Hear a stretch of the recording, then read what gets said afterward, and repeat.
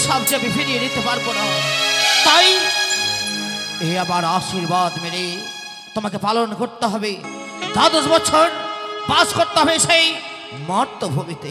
বেশ, আপনি যখন আমাদেরকে মার্জনা করতে পারলেন না, ধরো হাত অনিরুদ্ধ। সভা থেকে যখন আমাদের বহিষ্কার করেছেন, আমরা চলে যাব মর্ত্যলোকে। দাঁড়াও উষা অনিরুদ্ধ, কোথায় চলেছে তোমরা? মর্ত্যলোকে? কি বললি উষা অনিরুদ্ধ? যদি বলি তোমাদের সেই মর্ত্যধামে তোমাদেরকে আমি লয়ে যাব। তুমি?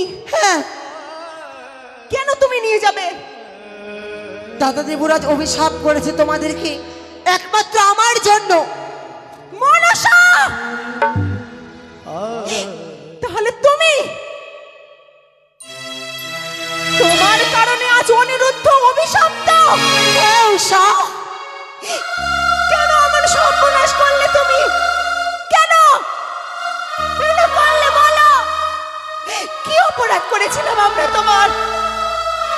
কেন তুমি আমাদেরকে এই ইন্দ্রলোকে সন্ত্রস্ত করলে? কেন কেন বলো? উষা, যদি অনিরুদ্ধকে নিয়ে যায় সে মর্ত্যধামে, যদি মনুষ্যকুলে জন্ম দিই, তবে যে দেবীত্ব অর্জন করতে পারবো আমি সেই বণিক সৃষ্ট চাঁদ সদাগরের হস্তে পুষ্পাঞ্জলি পাবো। তাই দেবীত্ব অর্জনের জন্য এই কার্য করতে আমি বাধ্য হয়েছি উষা। বাহ! বাহ মনসা, বাহ! কত বড় ষড়যন্ত্র করেছো তুমি।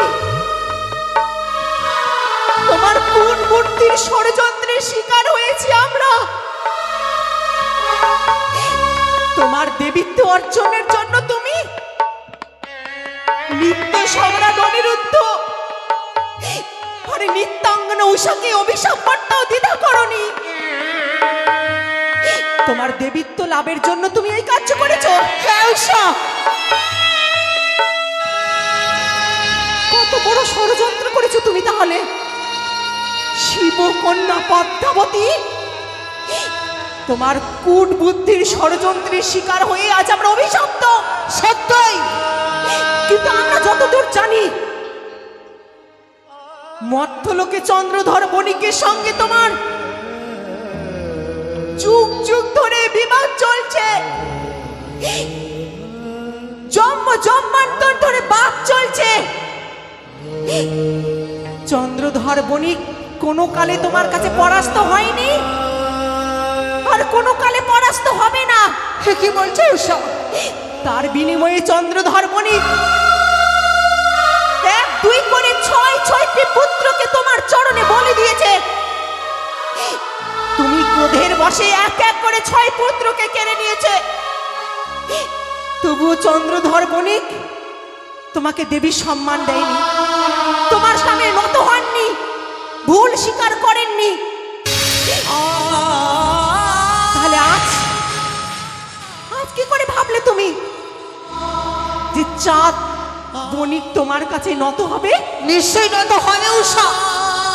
একদিন না একদিন সেই বণিক চাঁদ এই নাগ দেবী মনসার কাছে মস্তক নত করবে। সেই দিন দেবী মা মা বলে মোর রাঙা চরণে পুষ্প তুলে। কখনো নয়।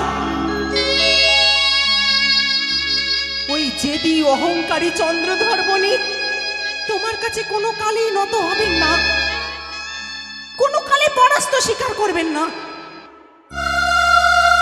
তুমি কি ভেবেছ এই বৃদ্ধ বয়সে চাঁদের ঘরে পুত্র জন্মালে চাঁদ সদাগর পুত্র হারাবার ভয়ে তোমার সামনে নত হবে?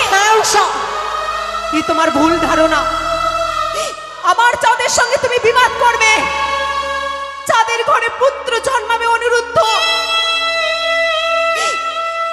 ক্রোধের বশে তুমি আবার এও পুত্রকে কেড়ে নেবে।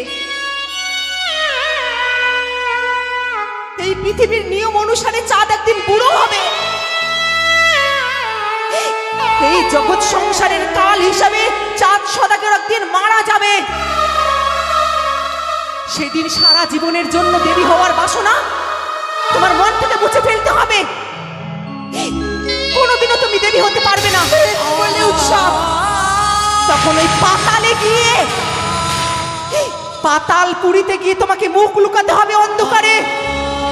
কেউ তোমাকে ত্রিভুবনী দেবী সম্মান দেবে না, কেউ তোমাকে পুজো করবে না, কেউ তোমাকে নাক দেবী বলে তোমার কাছে নত হবে না। সারাটি জীবন পাতাল পুরীতে গিয়ে তোমাকে মুখ লুকাতে হবে। দেবী হওয়ার বাসনা মন থেকে তোমায় চিরতরে মুছে ফেলতে হবে। নাও সানা, এত সহজে সিংনন্দিনী মনসা হার মেনে নেবে না। নেবই সেই চাঁদের হস্তে আমি পুষ্পজল। তবে কি করবো আমি উষা? চাঁদকে পরাস্ত করার জন্য আমি তোমাকে সহায়তা করতে পারি। কি বললেন উষা? তার জন্য তুমি আমাকে সহায়তা করবে। কি এমন সহায়তা করতে হবে তোমায় উষা? অনিরুদ্ধ সর্বভ্রষ্টা হয়ে মর্ত্যলোকে মনুষ্য কোলে জন্মাবে, আর আমি অনিরুদ্ধর প্রেম, অনিরুদ্ধর ভালোবাসা, এই ভালোবাসা জন্ম জন্মান্তরের, এই অমর প্রেম কথা কাহিনী চিরতরে মুছে যাবে ইন্দ্রলোক থেকে। তাই মর্ত্যলোকে যদি তুমি আমাকে জন্ম দাও অনিরুদ্ধকে পাবার জন্য, অনিরুদ্ধ যদি মর্ত্যলোকে মনুষ্যকুলে জন্মায় তাহলে আমিও মনুষ্যকুলে জন্মাবো, শুধু অনিরুদ্ধকে পাবার জন্য। অনিরুদ্ধকে পাবার জন্য আমি স্বর্গের সুখ ত্যাগ করে হাসি মুখে মর্তের মৃত্যুকে আমি বরণ করব, বরণ করব আমি। বেশ উষা, শুধু তাই নয়, তবে মর্ত্যলোকে মনুষ্যকুলে জন্মের পর আমার পূর্ব জন্মের স্মৃতি শক্তি কিচ্ছু স্মরণে থাকবে না। তাই তুমি আমাকে এমন শক্তি প্রদান করবে, মর্ত্যলোকে মনুষ্যকুলে জন্মের পর আমি যেন সবকিছু স্মরণে রাখতে পারি। পৃথিবীর লতা পাতা পশু পাখি সবার ভাষা যেন আমি বুঝতে পারি। সেই শক্তি তোমাকে আমায় দান করতে হবে। তার জন্য আমি চাঁদের ঘরে পুত্রবধূ হয়ে গিয়ে আমার সতীর শুদ্ধতার সামনে চন্দ্রধর বণিককে আমি বাধ্য করব, চন্দ্রধর বণিককে তোমার সামনে নত হতে, তোমাকে পুজো করতে আমি বাধ্য করব চন্দ্রধর বণিককে। সেই শক্তি তুমি আমায় দাও। যথেষ্ট শক্তি দাও, সেই বর আমি তোমায় প্রদান করলাম।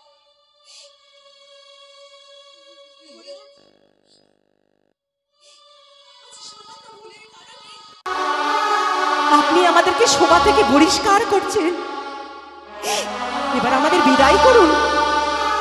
12 বছরের জন্য মর্ত্যলোকে মনুষ্যকুলে জন্মাবো, মনুষ্যকুলের অভিশাপ মুক্ত করে আবার যখন ফিরে আসব আপনি আমাদের আপনার চরণে ঠাঁই দিবেন দেবরাজ, ঠাঁই দিবেন।